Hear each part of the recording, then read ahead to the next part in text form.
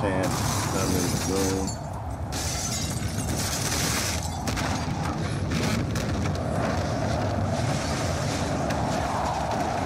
Had a consistent message.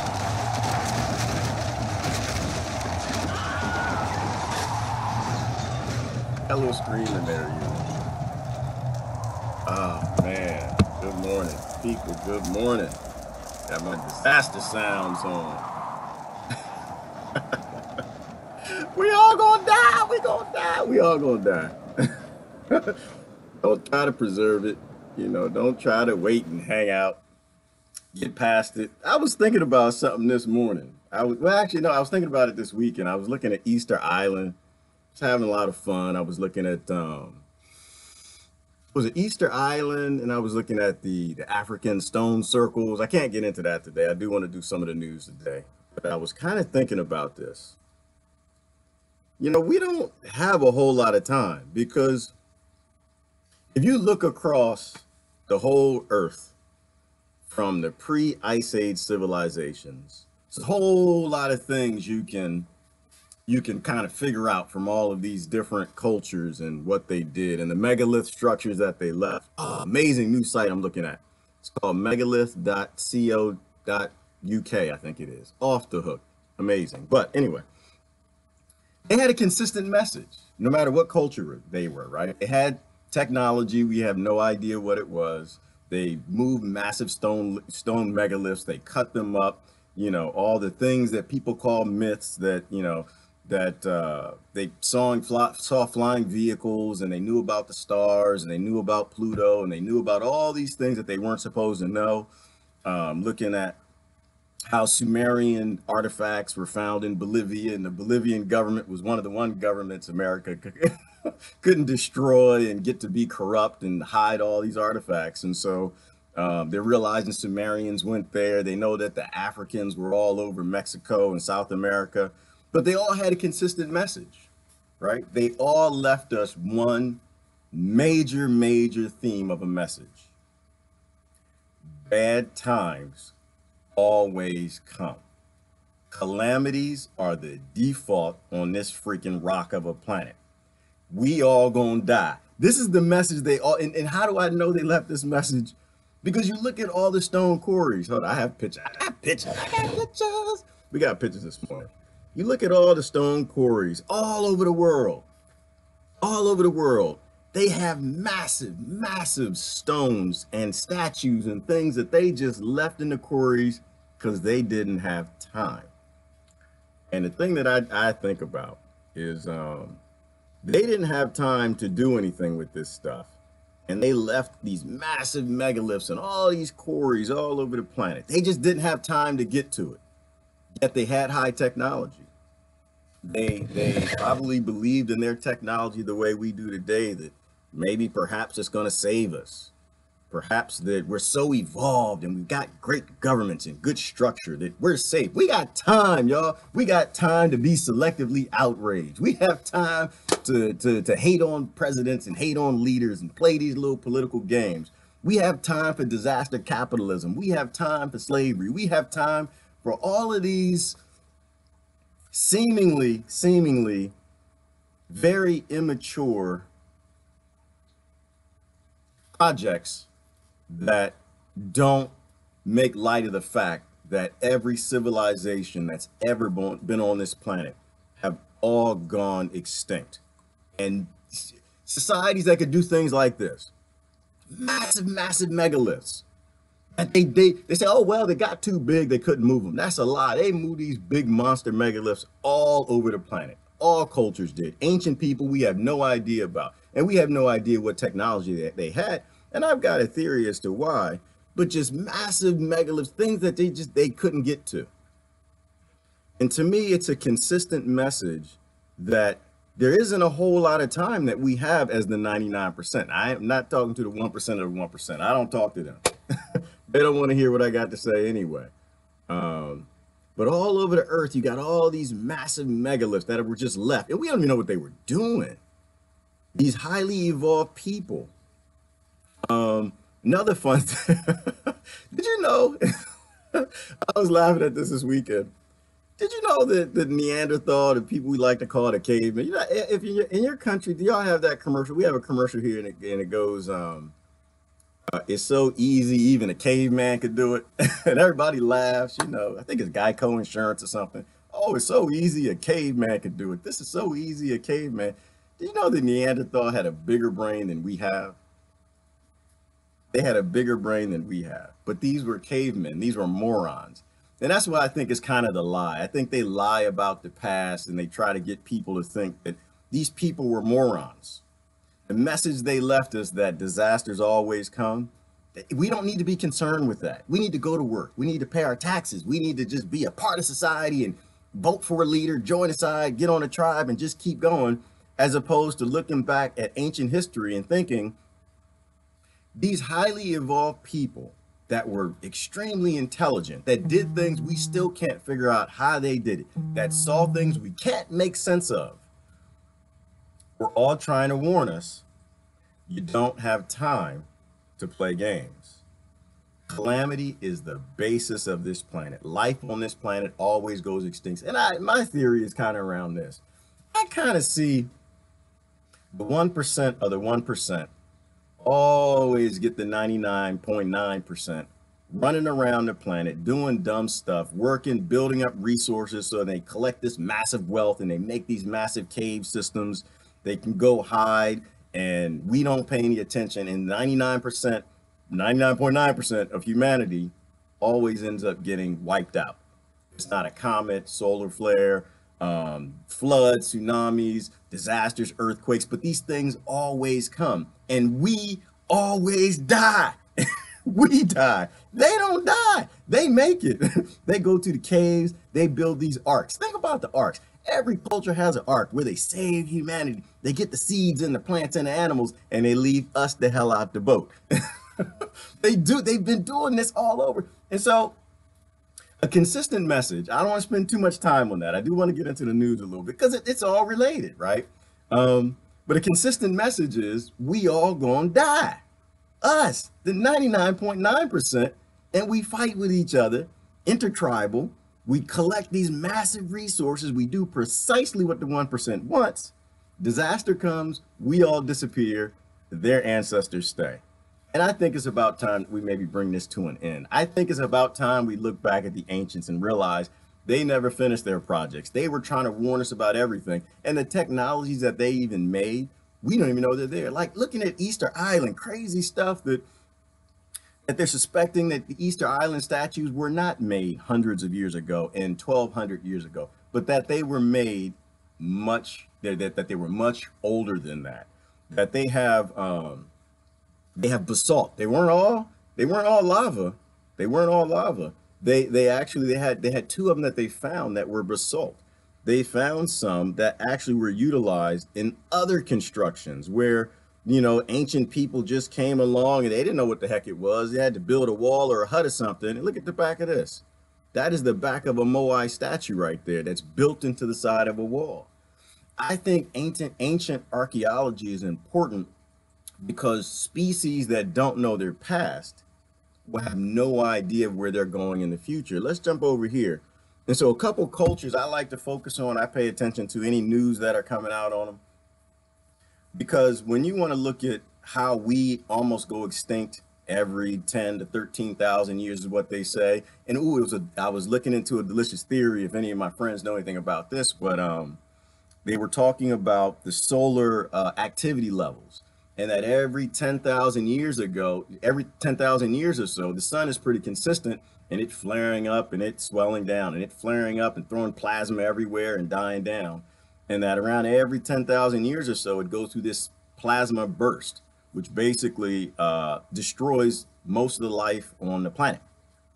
Certainly all the electronics, not just a massive EMP pulse, and that we're overdue for this solar ejection of plasma. And it was interesting because I forgot I have to post the video. It was a great little lecture, but he was kind of explaining that a lot of the cave drawings were very consistent of what we would see with a massive plasma ejection from the sun of kind of like the aurora borealis. and that a lot of the cave drawings were in the shapes of things that they saw in the sky that they may have thought were gods, which we can get, and not even get into religion, where all religions came from, but these cavemen, these Neanderthals, these just morons looked up, they saw these shapes in the sky, and they actually did cave drawings of them. I have to post that. It was really interesting. But the point is, every 10,000 years so that this happens. And some of his theories were that a lot of the mass extinctions didn't come from comets. Some did, but that every 10,000 years or so, we get wiped out and we become a species with amnesia because of this. Look at this. So this is the Earth during the Ice Age. And so, of course, what happens during the Ice Age, it gets cold. It gets too damn cold. I can't live on the Ice Age. But there are large portions of the planet we can't live on because it's just a big block, solid block of ice, right? Plants don't grow there. We don't have any food. And, and so there's always just a narrow strip of land where human beings can actually survive in. And this brings about, our focus, that we need to focus on sites like, was it Gunung, Pandang, and Easter Island, and places that there were people who lived prior to the Ice Age, because they're the people who would pass down the knowledge of what the hell keeps happening to us, that we don't seem to ever keep knowledge beyond 10,000 years or so, because that's what they'll go back and they'll say is every 10,000 years or something roughly like that, that they notice that the human race, the amount of humans on the planet, dropped beneath a certain percent or a certain number of people or hominids or humans or whatever you want to call them, because bad things happen here, which we're going to get into it now, which is why I don't think we have time for the dumb stuff we're doing. We're doing a lot of dumb stuff. Let me say hi to everybody this morning. We're going to be over in India first this morning. We're going to be, I don't know what y'all know what happens to a lot of the oil tankers and like the massive ships that they're broken down in India, unfortunately, and it kills a lot of people because they're toxic. But that's because y'all want to stay on fossil fuels and everything. But let me see who we got this morning. Good morning, Nicole. How are you doing this morning? And Alicia and Sherry. No, it's not windy, Sherry, but it's cold here. And Sharon and Laura, Nicole. What's the ruckus? A lot of ruckus. A lot of ruckus around the world, Nicole. Ruckus, that's like the default. You can destabilize countries. You can get the 99% busy doing a lot of things, not thinking about the end of the world, not thinking about, well, not the end of the world, but not to think about the regular calamities that come. And I think that's what they're always doing. They keep us busy work.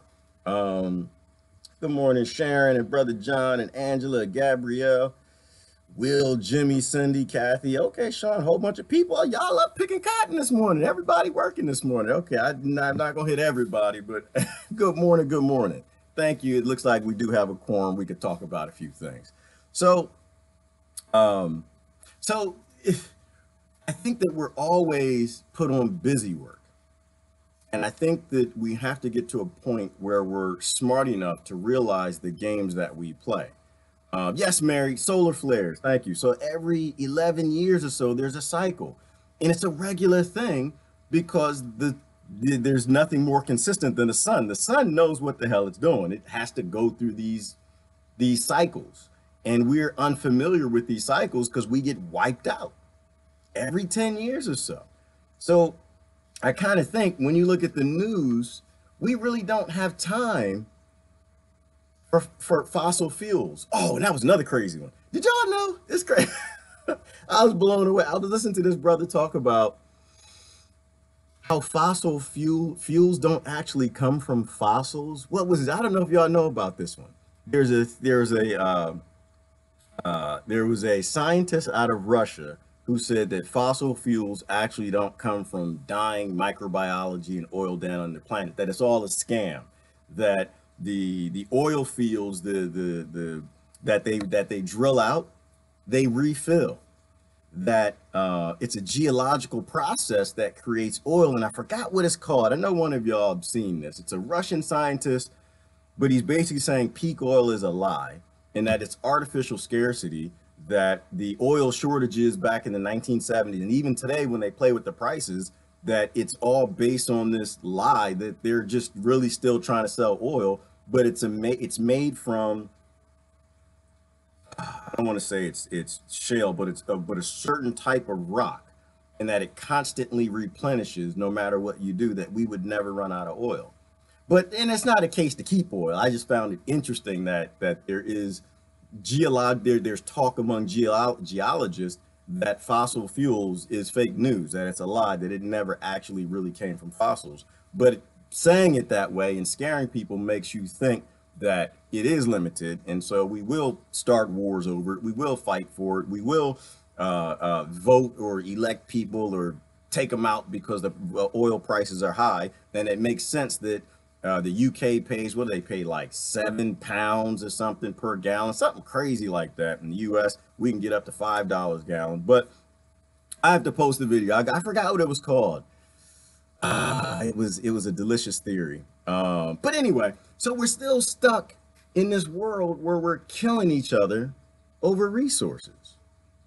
And this is why I hate the news. I do. You gotta look at it, because unfortunately, the dumb stuff people get caught in. Like, I posted a video this morning. I know it's gonna get me in trouble. But it was Sessions said something. I don't know what he said. The guy always saying something. Somebody always saying something dumb. He said something and people jumped off. I think he called the police Anglo police or something like that. I posted a video. You can watch it, or I'll post it on the comments also. And it was hilarious.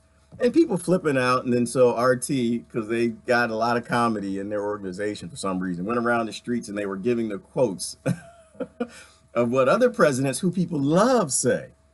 And it was just some racist stuff. Oh, it was just racist. Everything they said, and it was interesting to see people's response. If they like the messenger, they're more willing to accept a foul message. If they like the messenger, they're more willing to go along with a foul task, as opposed to if they don't like the messenger.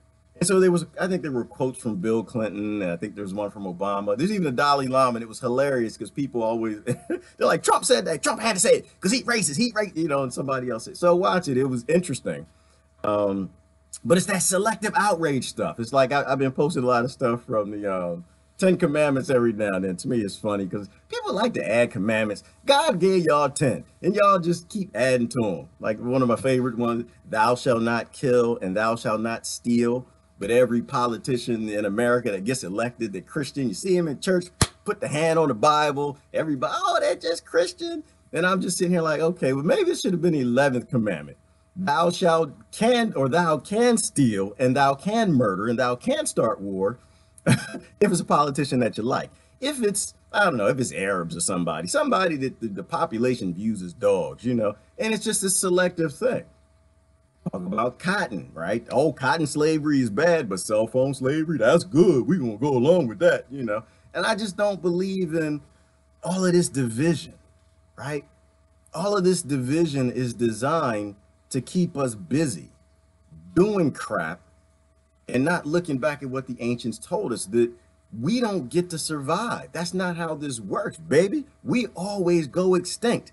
We, meaning the 99%, and the 1% that actually plan for these disasters, they always make it, which is why every government all over the world, one of their biggest businesses is building bunkers. They're constantly building massive, massive bunkers in cities underground, and they always have, going back in the ancient times. We found caves, we don't even know who was in those caves and what they used them for. Massive cave systems going down 11 floors deep. The 1% of the 1% always plan for this nonsense. We don't, because we're off fighting our neighbor over what we can get today because of I don't know, the color of the skin, how much money they got, the type of car they have, fighting the next state over because we're this, you're Huskers and we're whatever. and then the next nation over, we're this nation and that nation. We always seem to get lost in ignorance. And I'm just thinking at a certain point in time, perhaps we should get smart enough to not go extinct. So I do want to touch on the news a little bit. So, oh my gosh. And we can't seem to get past this. Selling a number of vessels with harmful waste to scrapyards in Turkey and India, adding to environmental and health problems there, but ultimately violating EU laws. All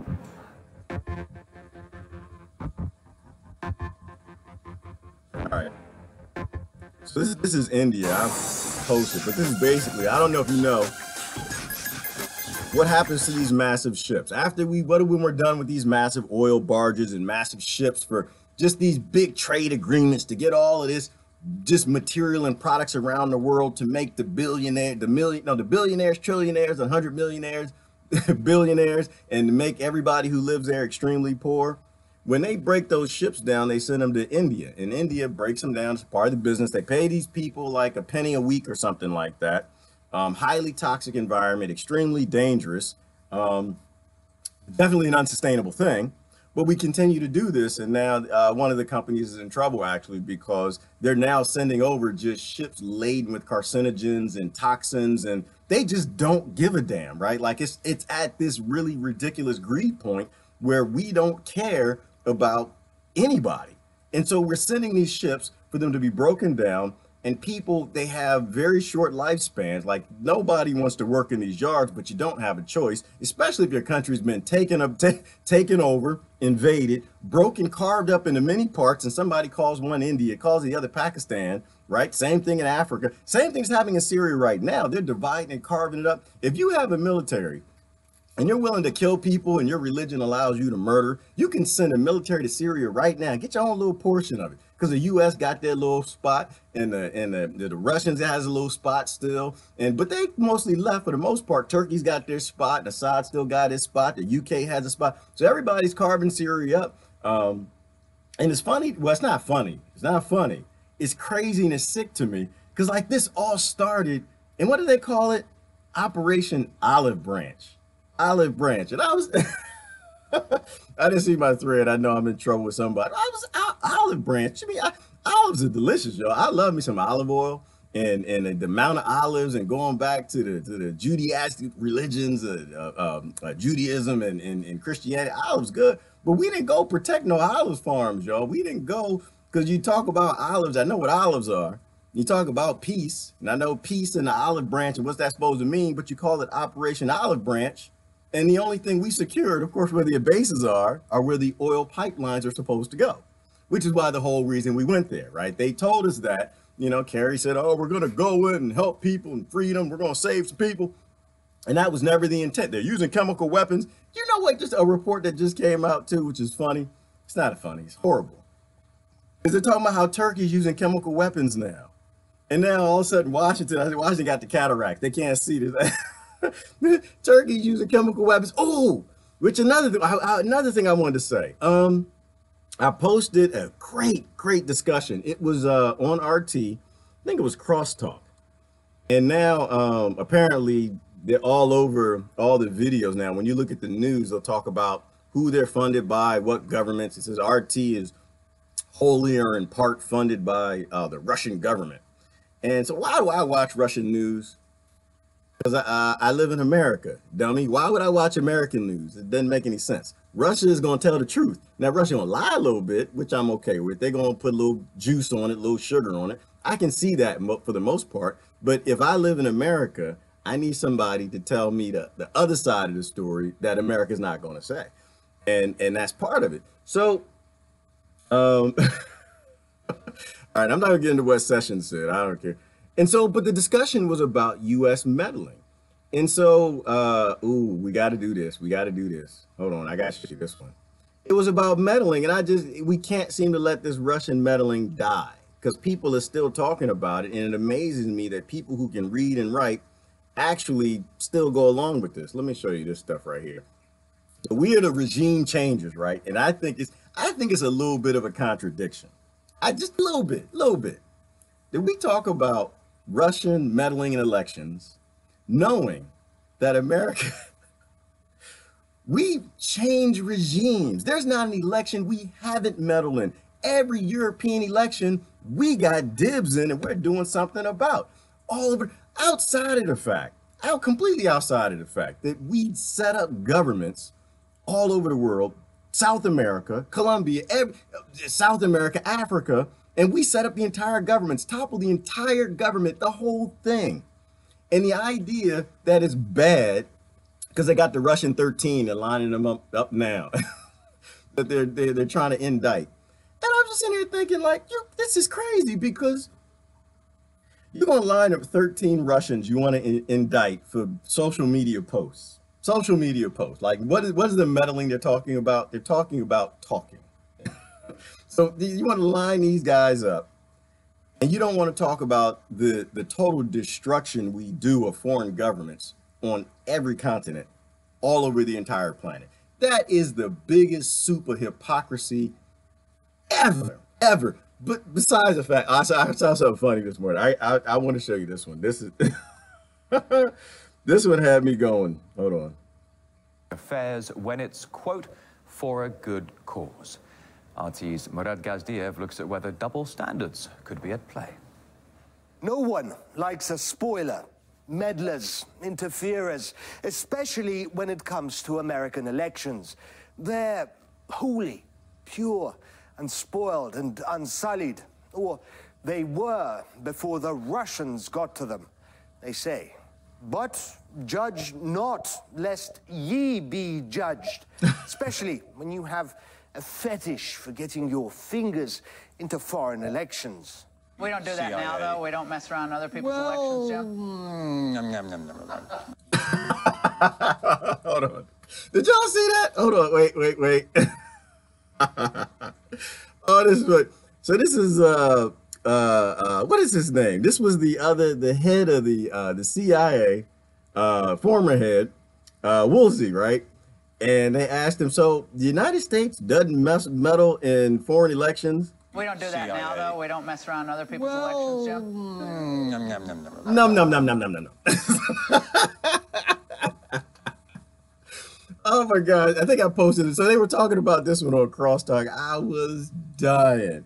So you mean to tell me, so in terms of contradiction, you get this man, I need to do a meme. Somebody needs to do a meme. How in the hell are you going to ask him? So we're going to talk about how bad Russia is for meddling. And she posed him the question. So the United States isn't currently meddling in other elections. And his answer was, num.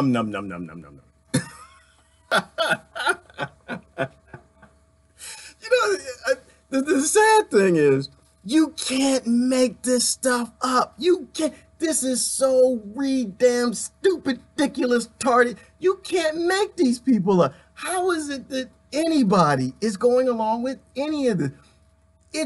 It's crazy. It is literally, if you think that Russian meddling in the U.S. election is a topic, you need love. You need a hug. You need to call me. Come by the house. Something. We just gonna hug or something, because it's crazy. Like it's what we talked about in the beginning. It's that selective outrage crap. It's people who get upset. Oh my God, slavery was horrible. Cotton slavery was horrible. But cell phone slavery, that's okay. You know, oh my gosh, it's horrible when Trump says it. But damn it, if Obama said it, I'm good with it. You know, it's this selective outrage when you get and you play in your tribe. I'm in the American tribe, so I love Jesus, and it's okay to murder people all over the planet, even though Jesus said that was a bad idea. You know, it's like everybody became Westboro Baptist Church. It's like everybody's just Westboro Baptist Church. I can't believe it, and I can't believe it's just me. I can't believe, num. I think I had a son who did that. When he wanted his pacifier, he called it num. Num.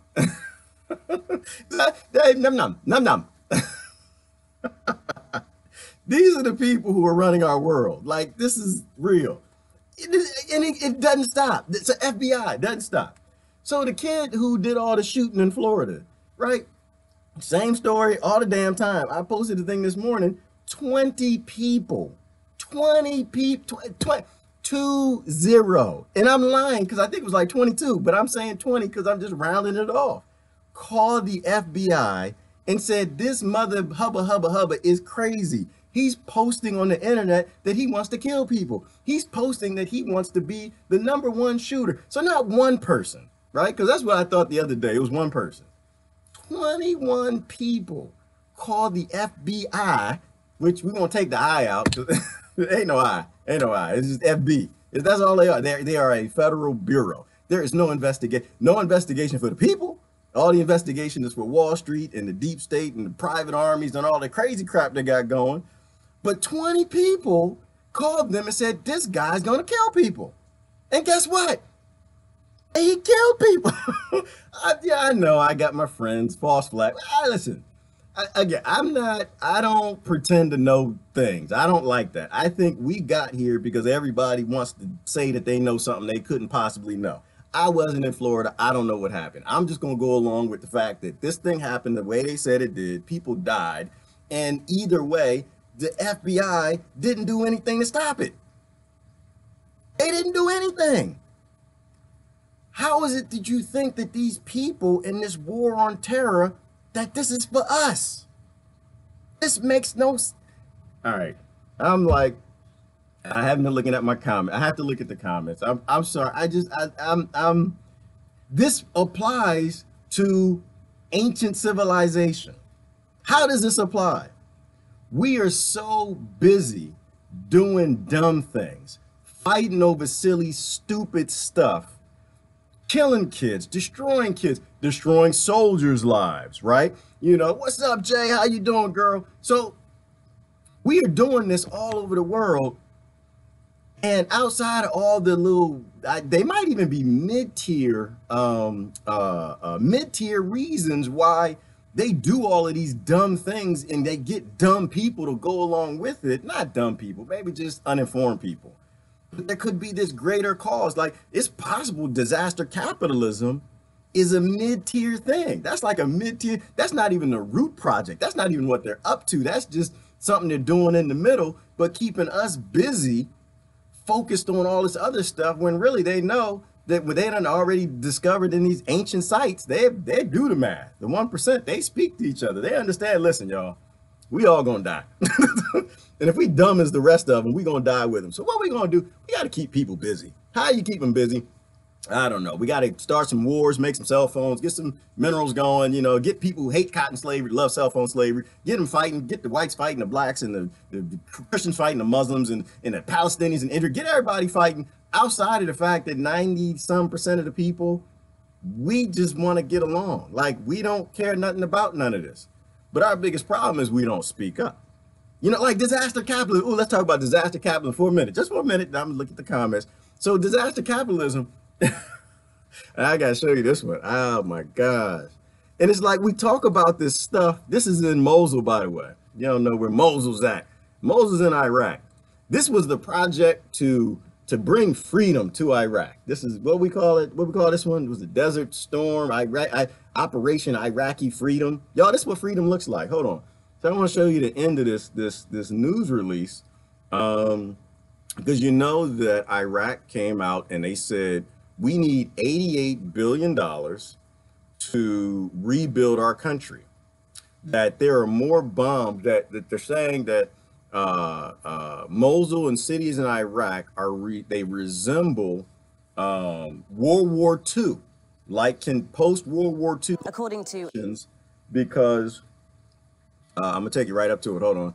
Post World War II like conditions because of all the bombs under all the rubble, that they can't even think about rebuilding yet because there's just too much devastation all throughout the country. Look at this. Listen, we're talking about disaster capitalism. Listen to this. Hopefully you can hear this. If not, I got to put my headset on. Much work remains to rebuild Iraq and modernize its economy. To signal its strong commitment, the Ex-Im Bank and Iraq's Ministry of Finance will sign today and financing to help American you guys hear this? Invest in the country. No. Much work remains to rebuild Iraq. It was not direct. Stop here. And I think I got to put my headset on for y'all to hear it. I don't think y'all can hear it. So if y'all don't know what disaster capitalism, I didn't post it, so I'm digging down in the rubble. Hold on, let me see if I got what I'm looking for. I don't have it. All right. Can you hear it? You say yes? Y'all can hear it? Can y'all hear it? Because I want to play the video. I don't want to dig for my headset if I don't need to. But I need you to hear what they say. It's just rubble everywhere. I can't find my headset. Just got, oh, there we go. Got rubble everywhere. All right, listen to this. I gotta put my headset in.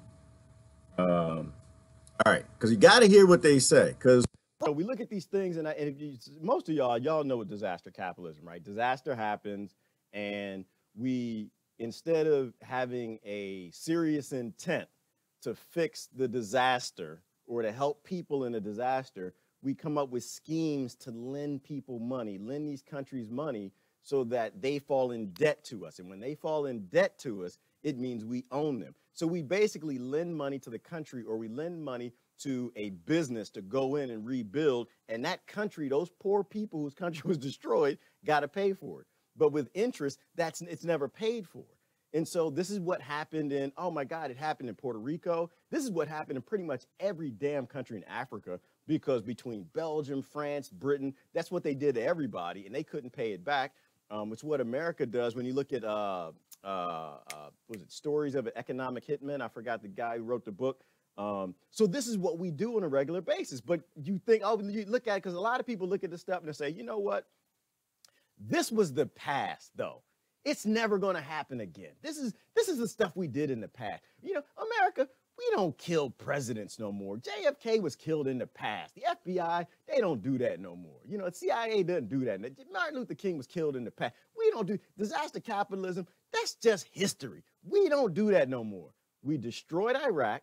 They say they need $100 billion to rebuild their country. And look at what our response is. The $3 billion of the $88 billion in reconstruction aid needed. And this was not direct financial help. Rather, the money was pledged in loans and financing to help American firms invest in the country. Did you hear that? Loans and financing. Money was pledged in loans and financing to help American firms invest in the country. Much work remains to rebuild Iraq and modernize its economy. To signal its strong commitment, the Exim Bank and Iraq's Ministry of Finance will sign today a $3 billion memorandum of understanding. The announcement by the U.S. government representative in the Kuwait conference was clear. They will not provide anything except perhaps some investment in Iraq. We believe that the Iraqi government, with all its political factions, should have joined forces and demanded to pay the money. According to a recent UN report, it will... Because I know with my headset, I know you guys can. I think Brother Thor just said you can't hear me that well. So, but I wanted you to hear that, right? Because there are people who say that we did these things in the past.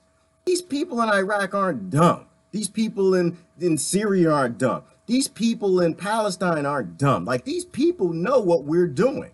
Which is why I appreciate it when you guys, and I got a lot of friends who do interviews with their friends over there and y'all talking about it. Thank you for sharing. I appreciate you sharing. But we don't control America. Like, and this is not an American thing. I'm not just talking to America. This is to the world. We do not have control of Washington. Help. Help. Listen, we are in trouble, y'all. Outside of the fact that we're not looking back at ancient history and how the world always falls apart, and we're overdue, right? Because they say it's 13,000 years that we've gone now, and that we're overdue for this solar, I call it an explosion, whatever you want to call it. We're overdue. And so we fall into these games and we fall into this division and we end up, hold on, let me go back to Easter Island. Where's Easter Island? I like Easter Island. I like pretty pictures. Nope, that's not it. We fall into these games and we still fall into these lies in the division, and we end up in these spots where we're left with our panties down. Because this is what we're talking about, right? That look like a megalith to you. That's not a megalith, y'all. That's panties.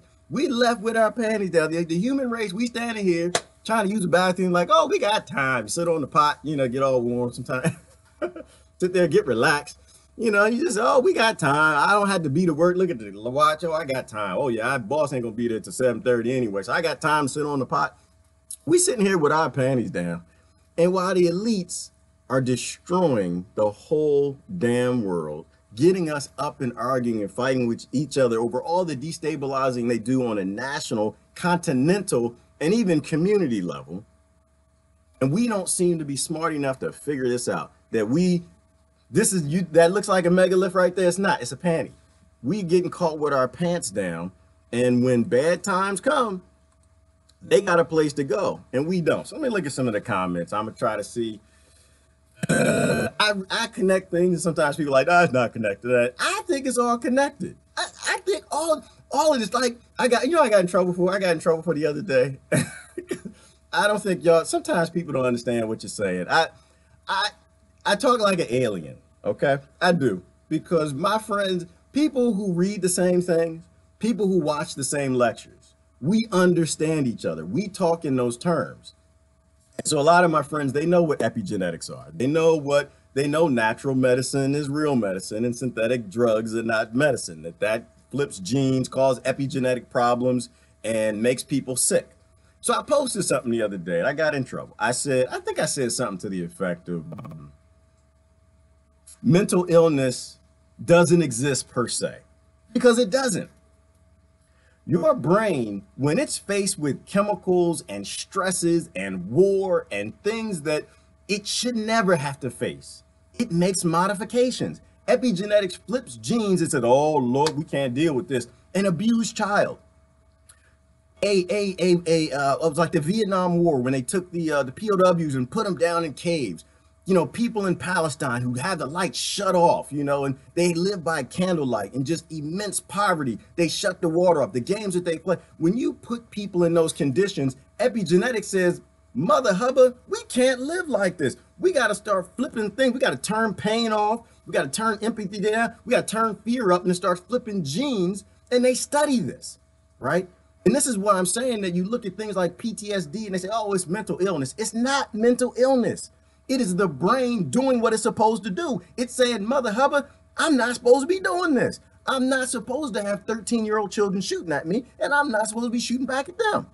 You know, it's a poor white kid in the Appalachian Mountains. Damn it, I'm supposed to have water. I'm not supposed to be here being beaten, mom working 8 jobs and dad's not here. Like, I'm not supposed to be living this, and your brain does what it's supposed to do and says, Mother Hubba, you're not supposed to live like this. To me, you call it mental illness. What I'm trying to say is that corporations, governments, legislation, our environment, you know, how we raise children, these things are forcing epigenetic flips in your DNA that give you something that they call a mental illness. And I'm saying it's not a mental illness because it's not your fault. It's not your brain that's has a problem. Your brain did what it was supposed to do. It was supposed to turn on bipolar because this isn't normal. This isn't right. There's too many metals in the environment. It's stuck in your brain. It's aluminum.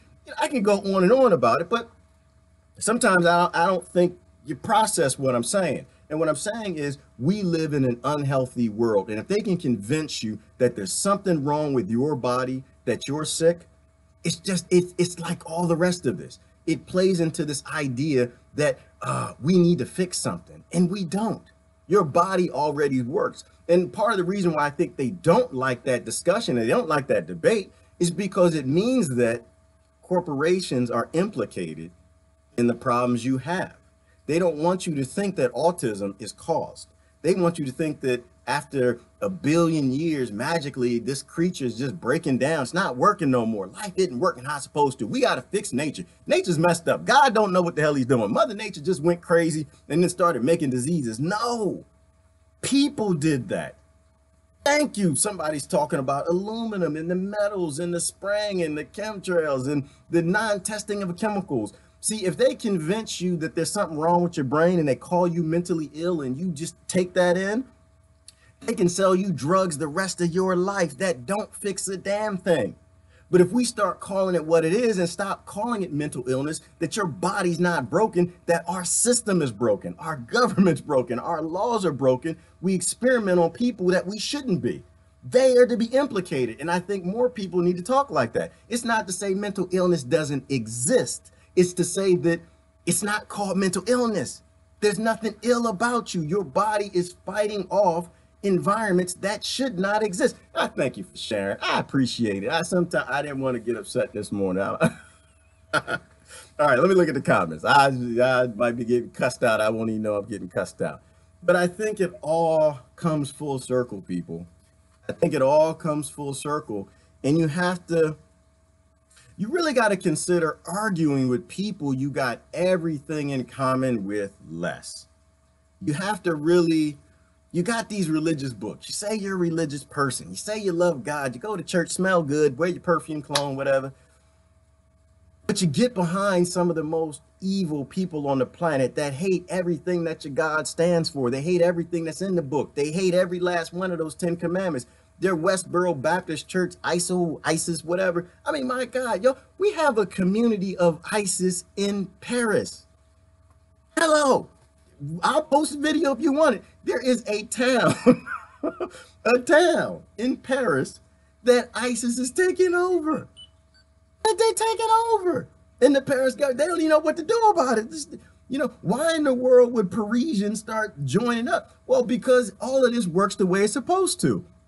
If you invade another nation, if you destroy their ability to have food, water in the house, you force them to live in debt like you use disaster capitalism to keep them in poverty and push them into the fourth world. Those people say, damn it, I can't live here. And they come to your house. And when they come there, what do they do? When they're migrating out of Syria, they migrate out of Iraq, they migrate out of Mexico, they migrate out of these places, they sit down and say, damn it, y'all killing us. Smart, educated, empathetic people actually listen and say, damn it, we shouldn't be killing y'all. Now, some of us who don't get it will join up. Don't join up, y'all. Don't. The ISIS, don't do that. That not in this country. Y'all might get away with that in France and America. Oh, no, because the FBI is not there for our safety. The FBI is there to do what the federal government tells them to do, which is what Wall Street tells them to do, which is not to keep you safe. It's to put you in prison or it's to murder you, unfortunately. And we got good people in the FBI. This is not about the FBI. It's not about these groups because we are the government. Like really, and this is all around the world, whether it be the KGB, the Spetsnaz, whoever you want to put, that's us. That's not them. That's us. Now, them, the 1% of 1%, control them. They control their leadership and their management, but that is us, right?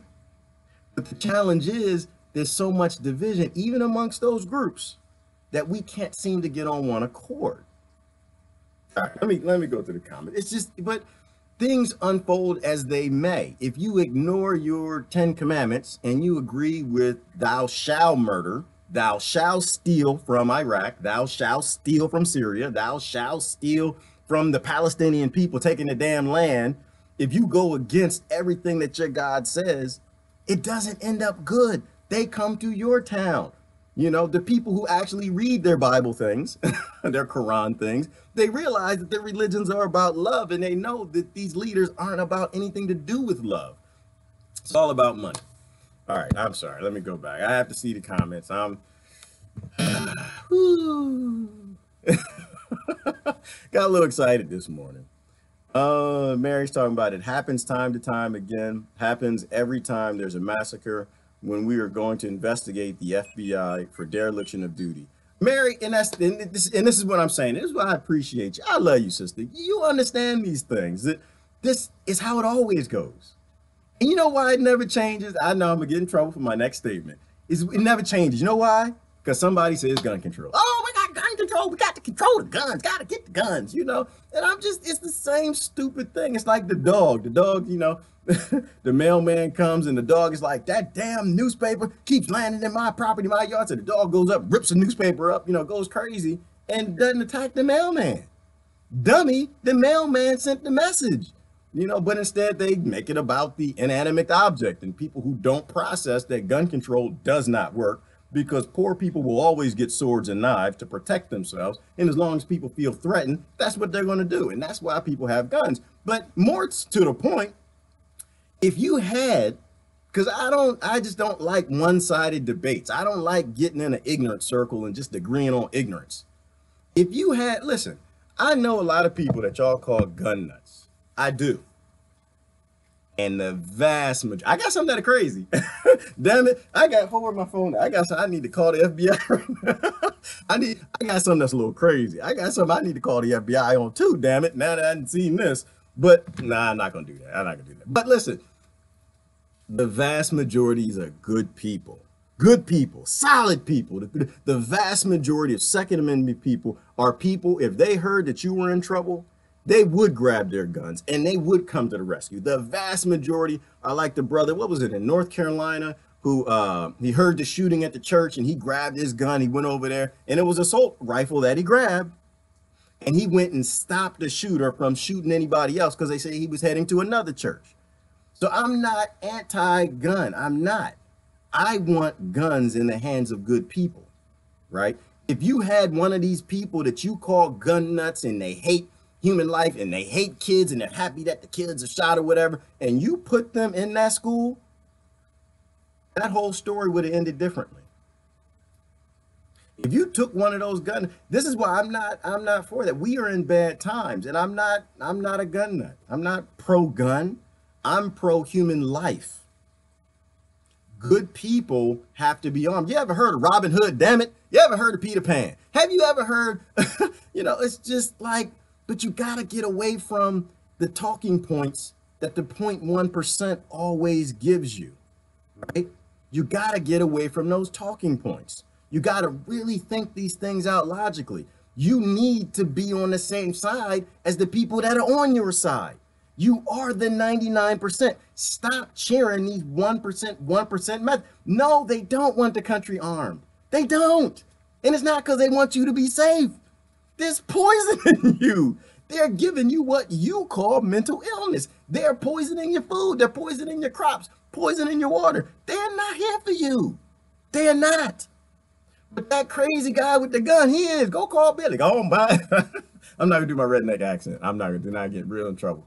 I'm just saying that we have bigger fish to fry, right? We can deal with the gun thing down the road, right? Deal with it down the road. Can we get back to some logical, common damn sense? Most Second Amendment people, guess who they are anyway? The vast majority are soldiers. The vast majority of families serve in the armed forces, right? Whatever happened to support the troops, trying to take the guns. It's just, all right, I don't want to talk about that. I didn't want to get into gun control. I think that I get to have the rights that I do because in mass, my rights are supported, right? I could be walked right into slavery, but my neighbors aren't going to let that happen. And you know why my neighbors aren't going to let that happen? It's because I stand up for my neighbors' rights. I don't agree with a 1% of a 1% people in government who would never call me, text me, email me, don't even know my mama name. I don't agree with them, but I know my neighbor and I will stand for their rights. I may not be their religion, and I'm okay with that. I'm gonna stand for their religion because I want them to stand for my religion. And this is how communities work, right? This is where common sense comes from, common ground. All of these things that prevent us, the 99%, from always just being some dust when the asteroid comes because they won't let us in the bunker. All right. What have we got? Oh my goodness. Oh, Japan too, Jay. I didn't know it was Japan too. Okay. There are a lot of countries that are involved in this, but all of the countries, the leaders all agree. And this is why I don't believe countries exist. From a human rights, life, sustainability perspective, countries actually don't exist. Even from a religious love perspective, 10 Commandments perspective, common damn sense, ethics and morals, they don't exist because they all do the same thing. They just take turns. And right now it's America's turn to be the bad guy. And this is what I'm saying. America's not a bad country. America's full of a lot of good people. It's just we don't control our government. And if we actually get back control of our government, Russia could lose theirs, right? There's always someone, Prussia, Rome, the Mongolians, there's always somebody at the top, and their people go along with bad ideas, unethical, immoral ideas. And that's why we always end up here in a place where we fight over the asteroid dust. We fight over all these minerals and resources and oil and stuff that maybe we don't even need. And we don't prepare for the hard times that always come. Always come. We do have to focus on more sustainable things, not just sustainability and solar panels and wind vanes and growing food.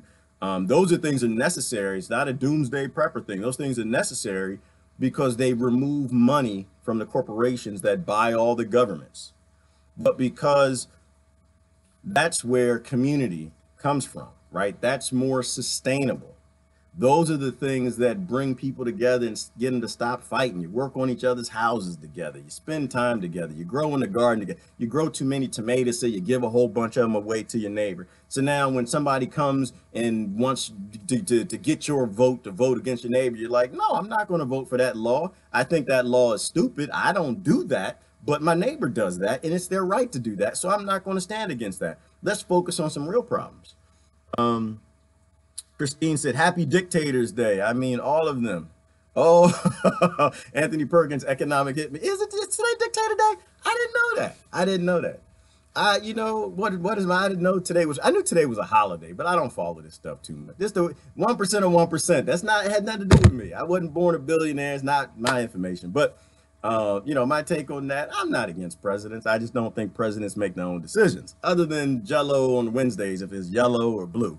That's the only thing they get to decide. But I always like, one of my favorite quotes I'll say for Dictator Day is, what was it, the movie The Patriot?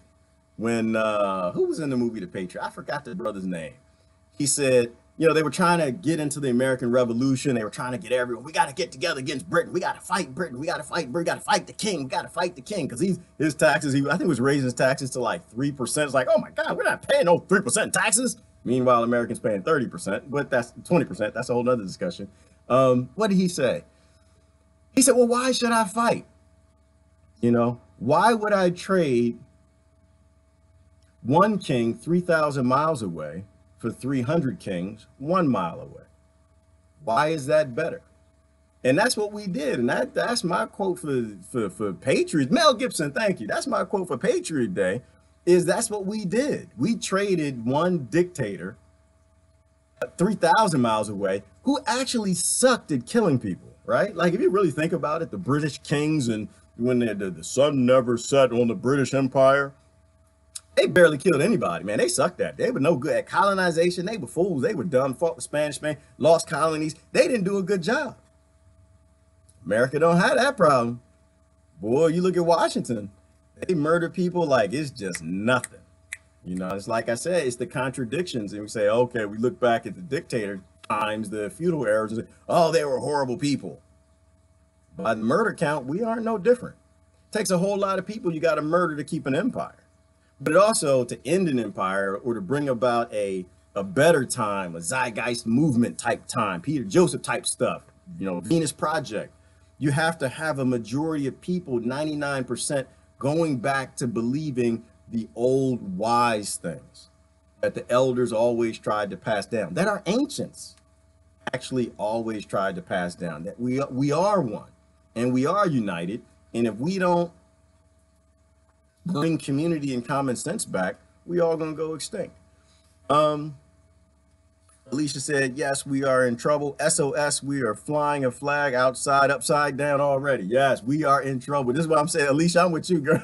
I'm like, hey, somebody send some ships. Somebody do something. Oh, shoot. Well, and not the ships Russia want to send, because Russia, they got that underwater nuke now where they can shoot nukes that actually go underwater. And so, did y'all hear about that?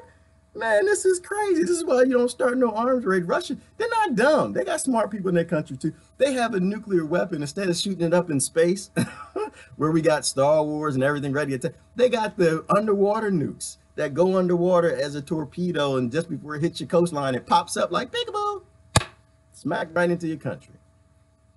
Maybe this is all such a good idea. I don't talk about no nuclear weapons, but maybe this is not such a good idea. Hey, Diane, how you doing? Came up in the house. Yes, Jay, it's all connected. Thank you. And this is why I love it. Again, the military, and they go abroad, they come back, and they tell us the truth. I had so many friends came back.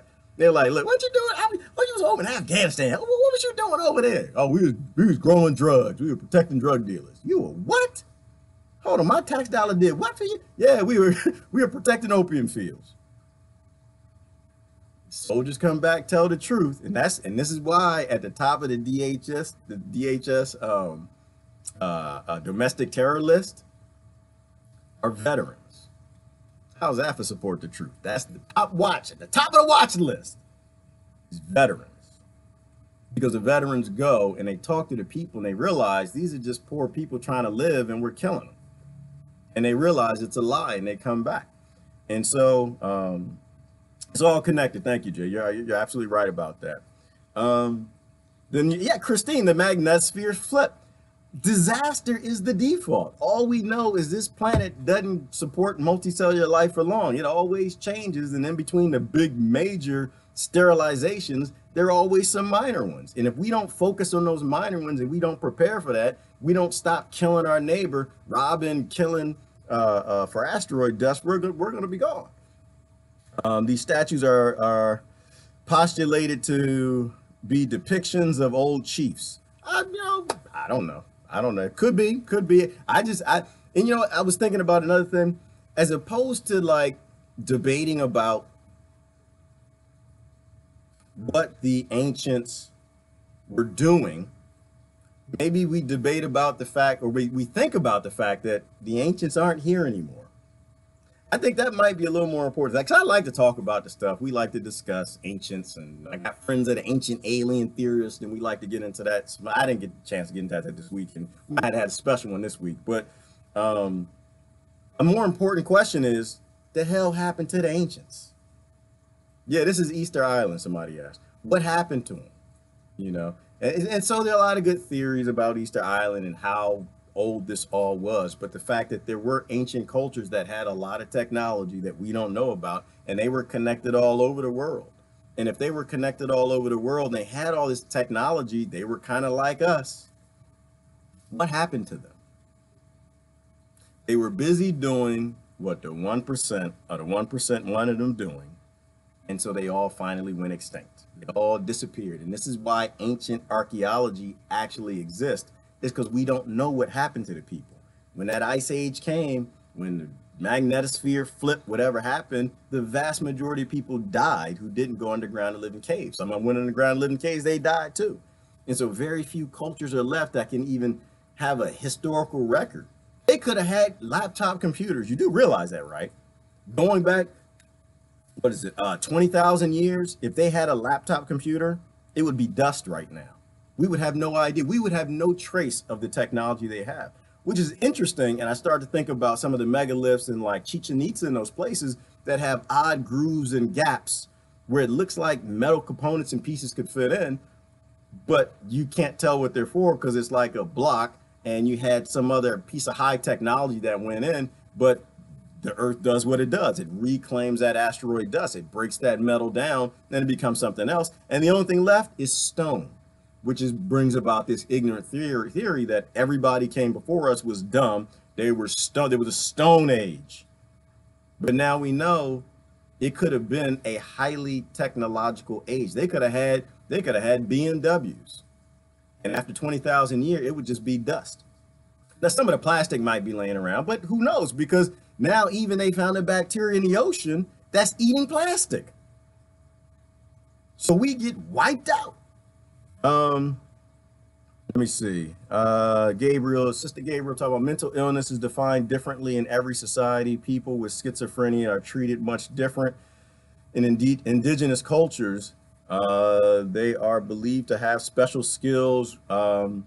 Work of Gabor Mate, he's brilliant. I have to look up Gabor Mate, but gay sister, and I thank you for that, because they have a different approach, right? Indigenous people, they're still into healing.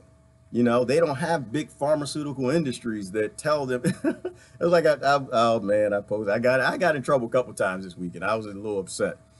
Posted that the human body used to repair itself, and then all of a sudden the pharmaceutical industry came along, and magically after billionaires, the human body doesn't repair itself no more. It's broken, doesn't work. Got to buy our drugs. Got to. So yeah, I appreciate that. Yes, and brother Bajoin, cell phone radiation. That's another one. Like they're dumbing us down. Like it's literally, they're rolling out technology that they know make us stupid.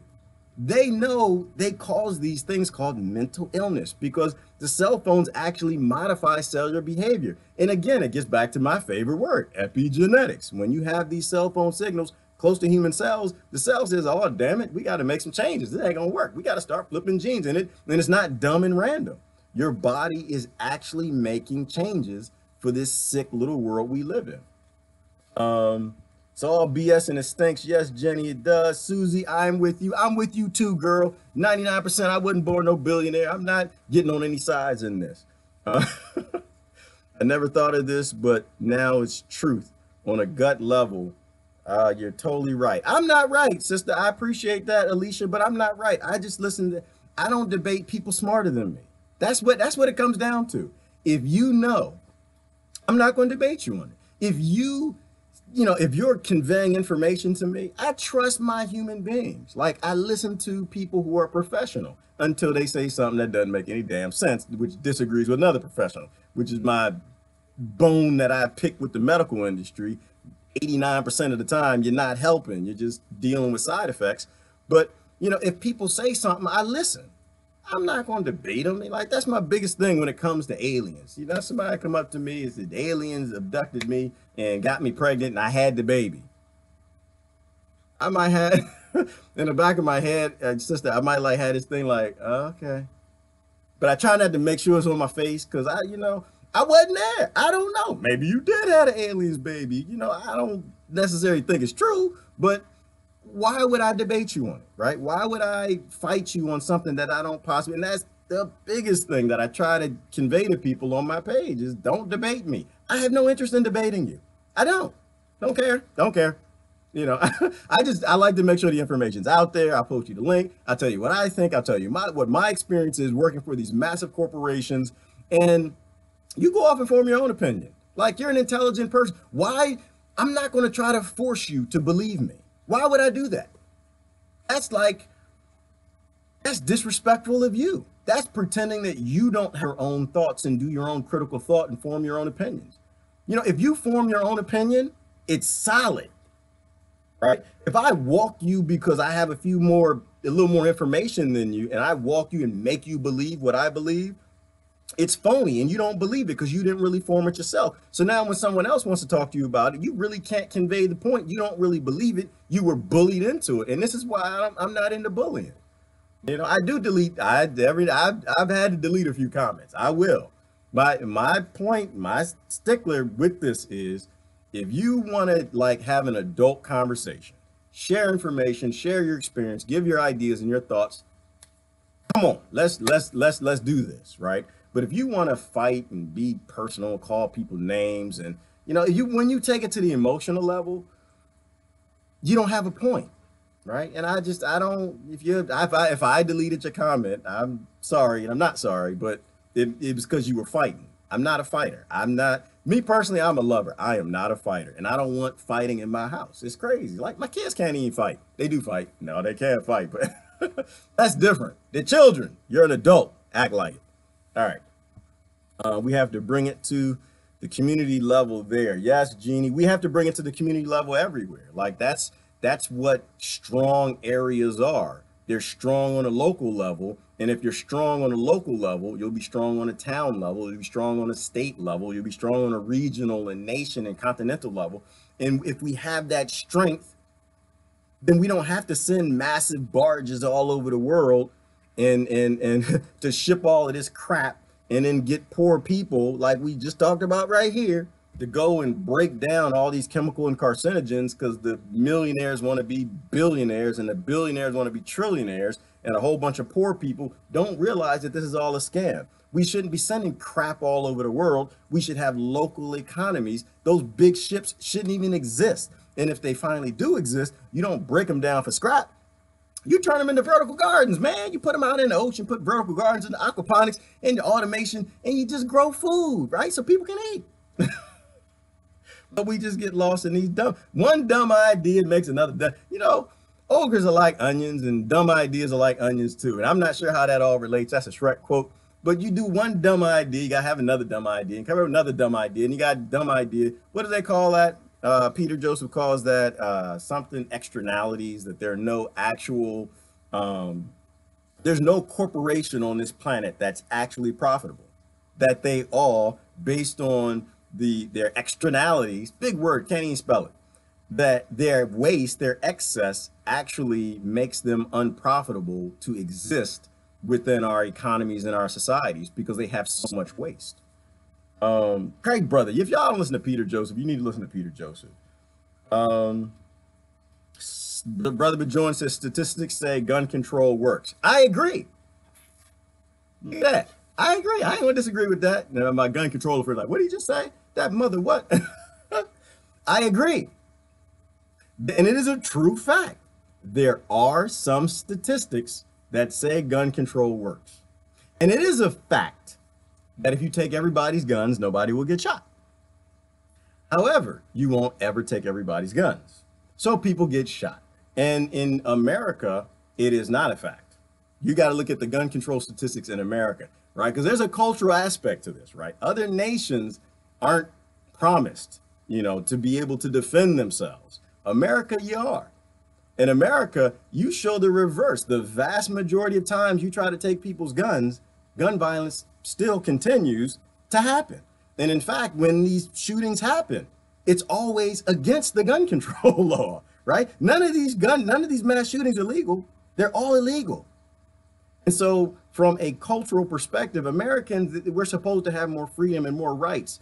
And because we are, and a lot of us did have civic class, we don't really care about your laws. You can write a law, it's unconstitutional. We're still going to do what we got to do. And that applies to mentally stable people and people whose brains are doing mental things to adapt to a bad environment, which lead them to do this. And so it is a true statement that gun control works. And in the long term of things, I think we do have to get to a place where guns don't exist, right? Why would we need murder human devices? If we are sentient, if we're evolved, we don't need that. But when we live in a time where the majority of the 99% constantly and consistently vote for the 1% of the 1% to have weapons of mass destruction and weapons, and poor people not, you will never get me on that agenda. You'll never get me to a place where I will agree that the kings and the lords should have guns and the poor people shouldn't. That's a debate. Again, you're not gonna get me in any debates, but you will never get me to agree that the Praetorians, the lords, and the kings should have weapons and the poor people shouldn't. It's not gonna happen. I want my neighbor to have a tank. I do, because I know my neighbor. Our kids played soccer together, love him to death. Good brother, dumb, silly jokes. But I know at the end of the day, his heart is in the right place. The 1% of the 1%, I don't know where their heart is. And they write all the laws. So I will never side against my brothers and sisters who want to carry those things. I personally don't, but I'm not going to side against. I don't feel threatened that I have to, but I guarantee you, I feel threatened. You see one right here and one right here, and I don't care what, so, all right, I want to talk about gun control. We go down to the bottom, last couple comments, and I'll break this one down. Good morning, Andrew. Brother, what's going on? I got to see one of your latest video posts. Just got strong Wi-Fi connection. Great discussion. Gerard, back to the roots. Oh, thank you, Jasmine. I'm glad you got you got to have your Wi-Fi, girl. We're going to save the world with Wi-Fi. Wi-Fi is going to save the world because people can talk now all over the world. And then we all going to die because Wi-Fi also affects cellular growth. Wi-Fi, it affects cellular activity. So there are epigenetic responses based on that the cells are doing based on Wi-Fi. That's why they say you're supposed to shut your Wi-Fi off at night. So yeah, Wi-Fi gonna save the world, but we all gonna die because of it. Oh gosh. All right, let me go down to the bottom. Last couple comments. I think that happened to me 3 times. Alien pregnancy. Oh Lord. Okay, all right, girl. You listen. All right. I hope your kids are some aliens. If they can like levitate and like do some stuff, mutants, you need to get them in office, girl. You need to get them down in Washington and Russia, Moscow, and places. We need to. Where the hell is Superman? Somebody put up a Batman sign. We need some help. Susie said, I listen, I inform what I know with respect and love. Usually we can connect on a human level, plant seeds. Yes, Susie, thank you. Thank you. That's what we're supposed to be doing. Why? Because at the times that we did have great peace, that's what we did. When people have food, they have water, they have houses, their brain doesn't do crazy epigenetic things. They don't have a reason to fight other people. Wars don't make any sense to them, and we got to get back to that place where we act like we're human. That's what all of this is about. This is all about getting back to acting like we have common sense, but we can't get to have common sense if we're not a community. To be a community, we got to commune. And what is communing? Getting together with your garden, with your friends and planting seeds and sharing food, making an apple pie, taking it to somebody next door, doing those nice things. When somebody says, oh, well, we got to make Jerusalem the capital of Israel. Why would you do that? Why would you do that to those people? Those people live there, right? They lived in peace for hundreds of years.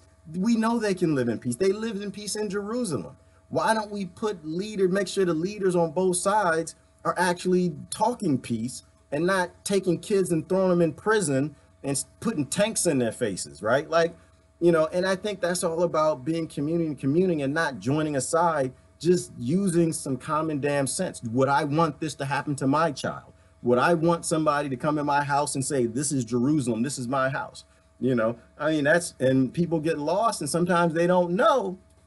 A lot of Christian folk don't know, they don't read their Bible, and they think that God has something to do with that. God has nothing to do with that. It is not a religious war. It is not a crusade. The Crusades were not a religious war either. None of this has anything to do with your God. This all has to do with men, greed, money, murder, and stealing land. That's what that's about. It's everything that your God hates. But you got to read your Bible to know that. You got to be able to, when your pastor says something, that don't make no sense. That doesn't make no sense. If these people, these leaders you say are conservative are acting like demons, in which they always are, from as far as I can tell, they're acting like some demons. Ain't no way in hell I'm gonna say that we are in the same religion, because that's not a religion. It's called a cult. All right? It's called a cult. There are a lot of people who got Christian badges, but they're in cults. That God doesn't even know. A lot of people got Muslim badges. They're not Muslim more than anybody on the man on the moon. They're in a cult. And I don't want to be in a cult. You want to be human. All right, last couple comments. Let me see. Brother Bjorn said, I don't see people using their shotguns to fight any government. No, they're not. They're not. You know, I'm not saying get your shotgun and fight the government. I'm not saying that. I am not a revolutionary guy. But I am a stand down guy. Right? Like, there's a reason nobody invades the United States, right? They will drop a nuke, do whatever they can do, but they will not invade the United States. Because for the same reason people don't want to invade Afghanistan, because they'll break you. There's so many weapons in those countries that really shouldn't exist. We shouldn't have weapons that kill each other. But until we have a worldwide government like a zeitgeist movement, and I'm not a globalist. So actually, I am a globalist. Let me explain though. We do need a worldwide government, but not in any model we've ever seen. There is not a government on this planet that I know of that will, govern people equally. You know, I think you have to get to a place where you got a government that cares more about people, all people, than profit, that's not controlled by markets and banks and Wall Street and oligarchs. And when you have a government that will give equal rights to everybody and make sure there is fair play for all children, that might be worthy of a global government. That's what I mean that I am a globalist, but that doesn't exist. It's not socialism, it's not capitalism, and it's not communism. I disagree with all of that. And once we have that, and people are happy, and life is good, and we got a generation or two of kids that are raised to contribute more to the community than rob from other people, then at that point, we could talk about no government. I am an anarchist in that way. You know, I think that every child is born knowing right from wrong. Not today, because, well, they are born, but then they're screwed up shortly afterwards. When we get to that place in our society, it's like, all right, everybody's happy-go-lucky, where all people are doing what they got to do. Robots are making the food, water. Nobody's paying for it. Nobody's forcing anything. Then you get to a place where you don't really need a government, because everybody's working together for the betterment of the whole United States, of the universe, of the Milky Way galaxy. And then, Bjorn, we can hang out with the aliens. I know he gonna hit me on that one. He's like, aliens ain't real. All right, listen. All right, I pushed over my time. Listen, hey, it was great, you guys jumping in. I appreciate it. It was a good conversation. We do have to don't lose sight of the message that every ancient civilization always left one message for us in their silence, in their non-existence, that if we don't come together and we don't force the 1% of the 1% to embrace world peace or push them out of power, then 99% will always have an ice age that's coming and will always get deleted. Anyway, this is Gerard. Thanks for hanging out. Y'all have a wonderful day. Love y'all to death. Enjoy your Slavery Monday. Your slavery debt-based economy Monday. Bye-bye.